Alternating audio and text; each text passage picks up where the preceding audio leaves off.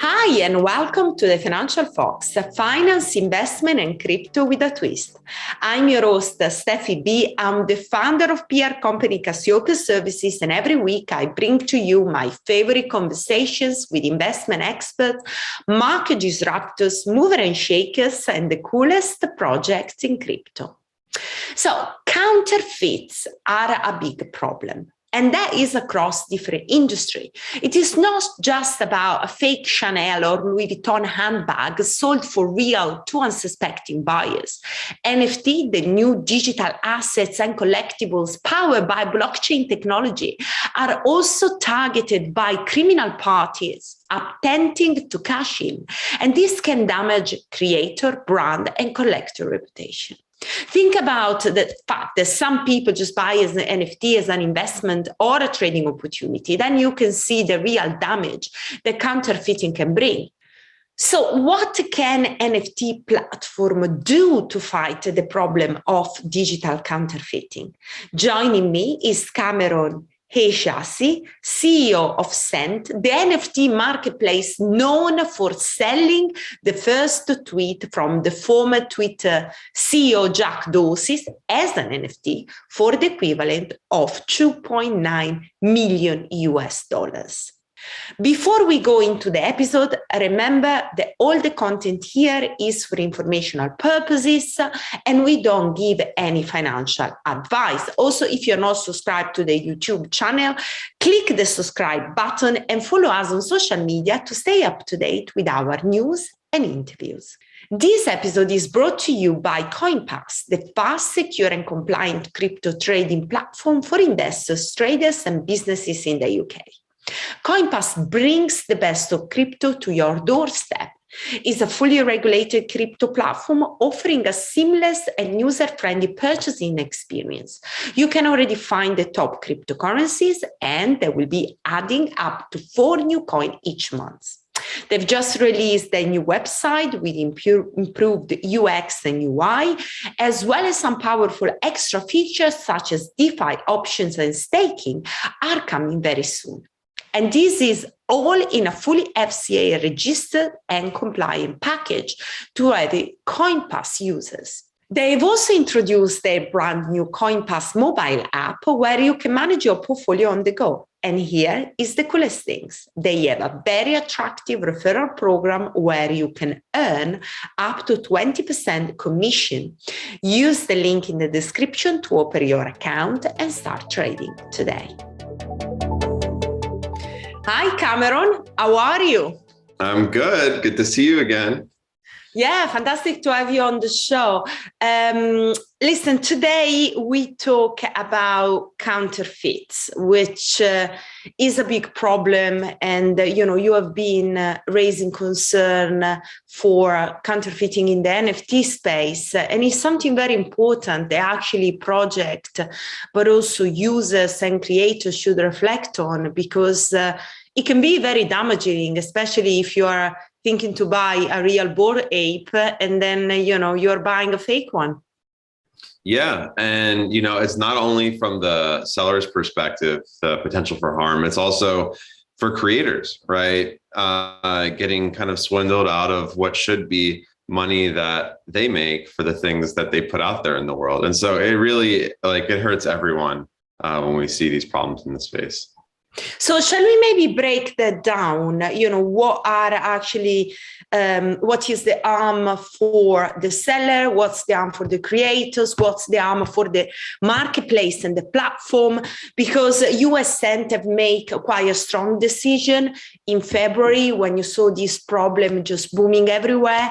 And especially when we are in a market that is kind of under the spotlight, hyped like it is right now.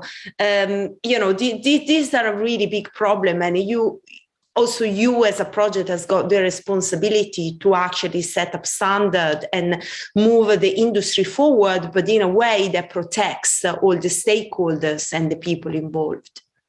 Yeah. So I think there's really 3 stakeholder groups, at least, maybe more, but there's the creators who are putting these NFTs out there. There's the purchasers of them. And then I would just say there's the ecosystem, because this isn't just any one company's problem. When you create an NFT and you put it out there, you're putting it on an open ledger. And so it's not just about what you enable on your platform, it's about also what's happening on other platforms. And so it's very clear on the creator side that if you violate their copyright, if you steal their work from them and you remint it, that there is a lot of bad energy that should go your way because you are effectively stealing. And creators already struggle to make an income. It's no myth. People well understand the struggle of the creator. And so we really want to be pro them, even if, for us, someone's taking a creator's work and minting it on our platform, the creator might not even be on our platform, right? But we still have to think about them. Our users aren't just the people who are creating things on Cent, they're also creating elsewhere, and maybe other people are just nefariously trying to steal the work and monetize it. And so that's the creator side. On the seller side, or on the buyer side, we have so many instances where someone is new to the space and there's a lot of concepts and they're trying to get familiar and they're trying to figure out what to do. And we just burn them right at the start because they maybe fall for a scam or they see something that they think is legit. And it turns out to in fact be a duplicate or a fake. And for so many people just getting into the ecosystem, that is such a bad way to start. And it's really hard to keep going after that type of experience. And it might not be your first step, but maybe it's your second, third, or fourth purchase. You end up, hitting one of these scams. And so thinking about the space that we're in as this massively expanding universe, we don't want the people that are entering it to be, always getting subjected to, theft or not theft rather, but like scams or other types of schemes that try and con them out of their money when they think that they're buying one thing. And then the third thing is, so the ecosystems, right? So NFTs minted on Cent can be viewable on OpenSea, can be viewable on, other NFT platforms. And this is just the beginning of the interoperability that we see. I'm sure there's going to be a lot more interoperability going on in the future. For instance, you can mint something on OpenSea and then display it in crypto voxels, right? And so it's not just marketplace to marketplace, it's perhaps marketplace to experience, or in the future, experience to experience. And so, that risk is really scary because now one platform's problems kind of become every platform's problems, unless people close up, which goes against the spirit of the industry. And so,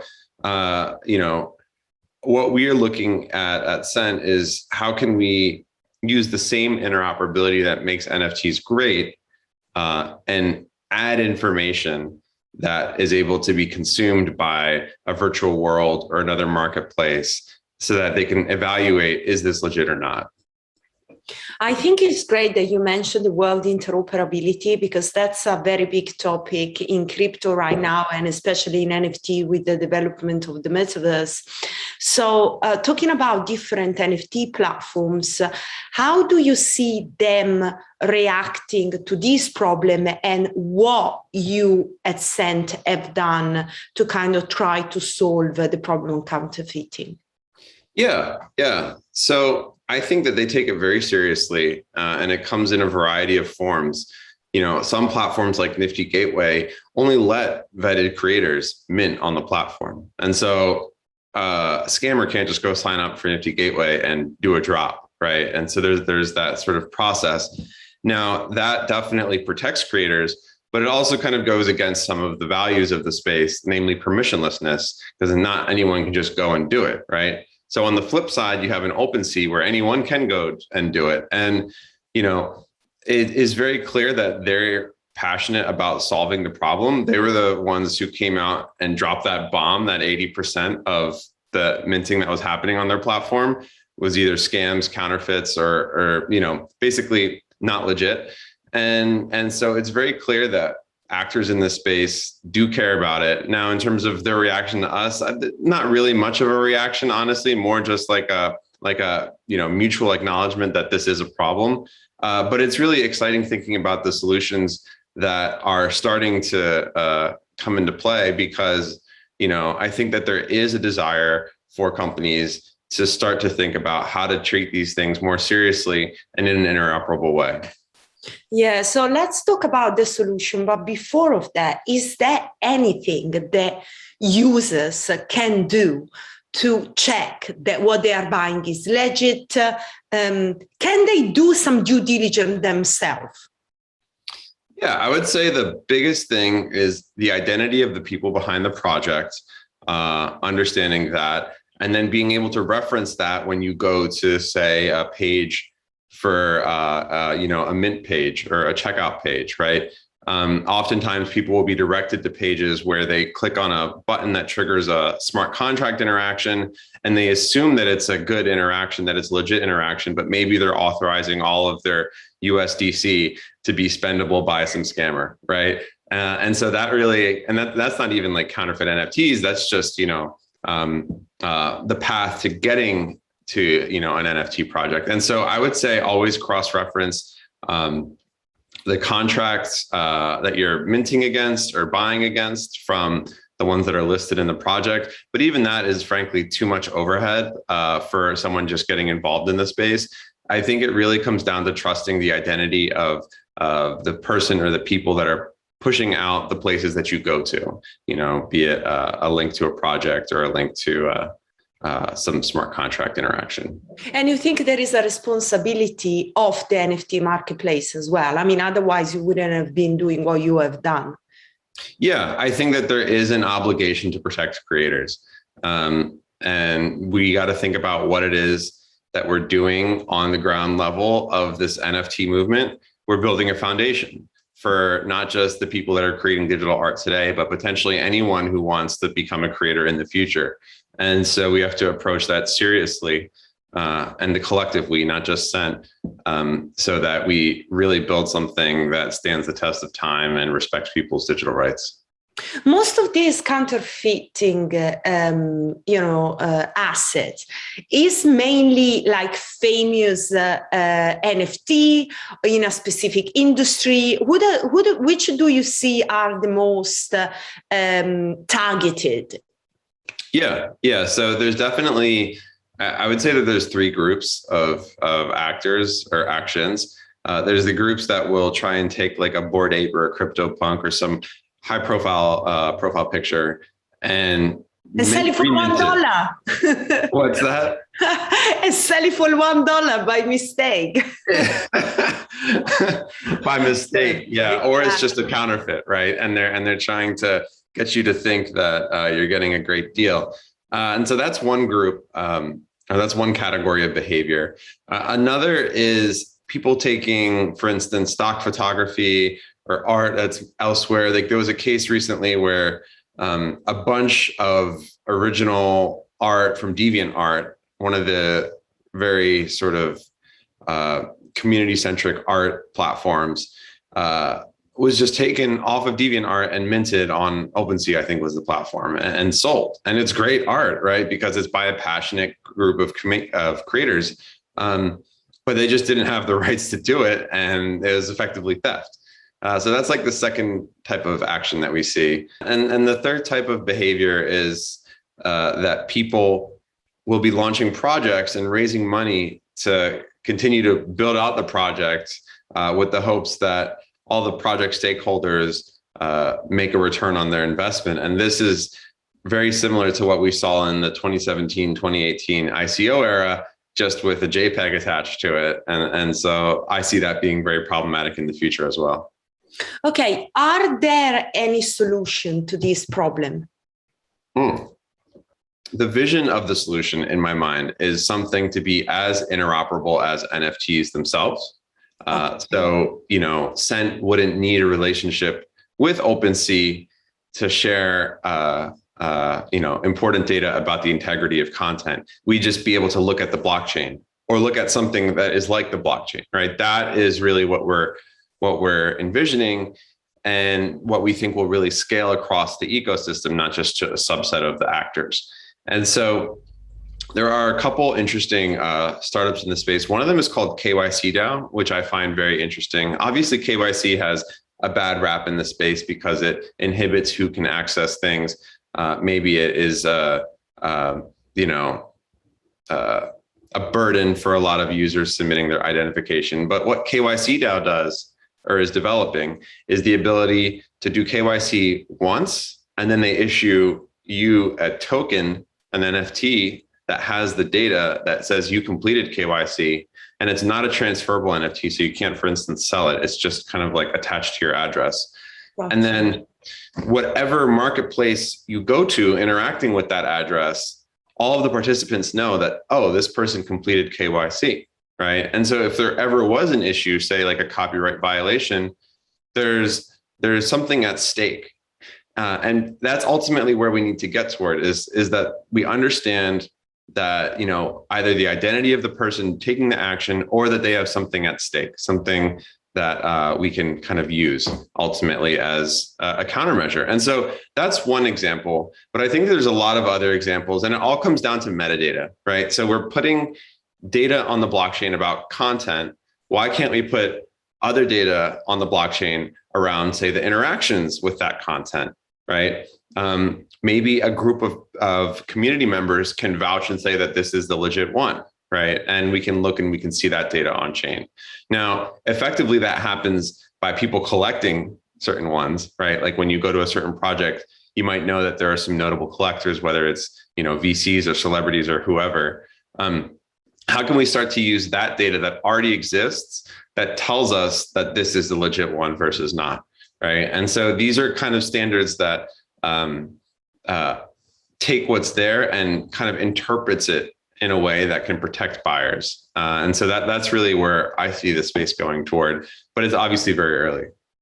Yeah, and it is kind of like strange, because you think of crypto as an open source, decentralized, transparent space where, you know, you can actually see where an asset come from, and then you still have the problem of counterfeiting, which, you know, is more common in industry and marketplace where there isn't such a transparency on the supply chain. So it's kind of like weird to see that the problem is arising even there. Maybe because there is so much, it's so difficult for parties to check. But I kind of like the example that you brought up about attaching a token to a digital identity. This is also something that perhaps Cardano is also looking and is working in the space with digital identities. So definitely that is a very interesting route. My question will be, if you are attaching a token to a digital identity, then there is a problem. There is a challenge of interoperability, because what about if this token is issued on Ethereum or Polygon? How you are gonna use it in a Cardano or Solana or Phantom ecosystem? So we are still going to have a problem there. I mean, it doesn't look like, a complete easy way to get by the problem. Yeah, that is definitely a good point. I think that there is, interoperability is a hard problem. I think that right now, designing within one blockchain is kind of where we are at, although I know that there are people that are thinking about the future. And so for someone like KYC DAO, right, they could say, we're going to issue credentials on all the blockchains. We're going to be blockchain agnostic, and it would be kind of up to them to start to do that. Ultimately, that has its limitations. We need some form of inter-blockchain communication that works across platform, across not just the EVM, which is Ethereum's, but like any other blockchain runtimes. And so there's a lot to be developed there, and, salute to the developers that are working on it. But that is definitely something that I don't think I have the answers to. Yeah. Yeah. Well, you said at the beginning, we are at the very early stage. So, surely this is a problem that is going to be solved. And I'm really looking forward to see interoperability really become a reality. But now, just to close up, let me know what SAP has sent, anything you are working on, anything we should expect. Well, we recently launched a product called app.bio, which I'm very excited to introduce to the world. And so what app.bio is, it's like a link in bio, but Web3. And so it not only lets you manage your list of links, but it also lets you manage a subscriber list where you have both email addresses and Web3 addresses, and you can distribute NFTs directly to your subscriber list on Polygon. And so the minting is free. And yeah, really with the goal of getting as many people NFT owners as possible so that we can really start to understand what does it mean to own an NFT? What can I do with it? And so we just launched that in the last month. And it's kind of like a soft launch. We're just letting it trickle out and seeing kind of what the reaction's like. But so far, it's been cool. We pushed out an update over the weekend through Sent's app.bio, and that's sent.app.bio. And it got, we minted, I think, almost 75 NFTs over the weekend just for free to our audience members. And so I'm really excited for the opportunity to put more, or rather create more NFT owners. I think that right now, so few people are actually collecting these assets, and I really want more people to be exposed to it. Wow, that's exciting. So break it down a little bit for me. How does it work, this LinkedIn bio? Yeah. And how is it different from the Web 2 that we currently use, perhaps? Yeah, so it intentionally looks like Web 2. Okay. Kind of provide. It looks like Linktree when you go to it. But there's a piece of content at the top, and whenever you update that content, it gets distributed to all of the people that are subscribed to you. Now, in order for them to collect it as an NFT, they have to click the collect button. So they'll get a notification, they'll go to the site and then click collect, and then they'll have it in their wallet. And so for us, the motivation for it was on social media, on Twitter, on YouTube, et cetera, you don't actually have the ability to reach your audience. You have the ability to use the algorithm to try and get a message displayed to them, but you can't actually reach them directly. And so why not try and build a parallel audience list that you can also, import, export. It's just email addresses. And then in the Web3 version, it's also ETH addresses. So you could drop to them NFTs and tokens. Yeah. And so, yeah. It is interesting. I mean, my next will be, do you think we are going to get soon at a stage where, for instance, YouTuber can monetize their content in a way that is not the traditional way through YouTube, but actually you can monetize directly through your community? Yeah, absolutely. Absolutely. Okay, so I'm going to look for this news very soon. For sure. And we can get you set up on app.bio if you want to try it out. Okay, sounds great. Cameron, thank you so much for coming on the show. And listen, I look forward to this update. I want to try the link bio as well. And yeah, it's very exciting. I do agree with you. There is so many opportunities that people can unlock NFT and just get used to them as well. So that's why you need to kind of create utility for them to understand how that works. And, eventually everything is going to power the evolution of Web3. Totally. Yeah. So great chatting with you, Stefania. Thank you for bringing me back on.